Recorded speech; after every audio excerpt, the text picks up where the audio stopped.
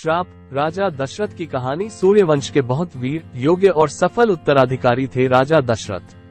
वो राज्य की राजधानी अयोध्या में रहते थे और उन्होंने अपने राज्य और प्रजा को कौशल बनाए रखते थे।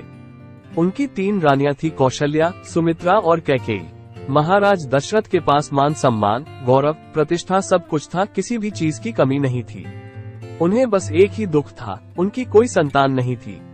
एक दिन राजा दशरथ अपने सिपाहियों के साथ शिकार करने वन में गए।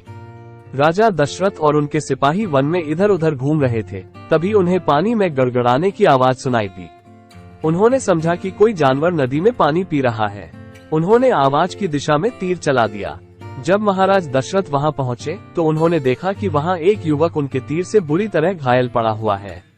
जब महाराज दशरथ उस युवक के पास पहुंचे और उनसे बात की तो जाने कि वह युवक श्रवण कुमार था, जो अपने अंधे माता पिता की इकलौती संतान था। वो अपने प्यासी माता पिता के लिए पानी लेने आया था। श्रवण कुमार अपने बूढ़े माता पिता को कुंवर में रखकर तीर्थ यात्रा कराने निकला था। जब उसके प्राण निकलने लगे तब भी उसे अपने आशा है माता पिता की चिंता सता रही थी। उसने दशरथ को पानी से भरा बर्तन देते हुए उसके माता पिता को दे आने का अनुरोध किया।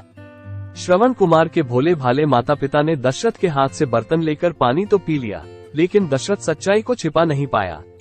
महाराज दशरथ ने श्रवण के बूढ़े माता पिता को बताया दिया कि अनजाने में उसने बाण से श्रवण की मृत्यु हो गई है। अपने पुत्र की मृत्यु का समाचार से वो दोनों अचंभित हो गए। उन्होंने दशरथ को पुत्र अशोक का श्राप दे दिया, जिसका अर्थ था कि वह भी पुत्र के योग में ही अपने प्राण त्यागेगा। वर्षों बाद इसी श्राप के कारण राम को वनवास मिला और उसके वियोग में दशरथ ने अपने प्राण त्याग दिए।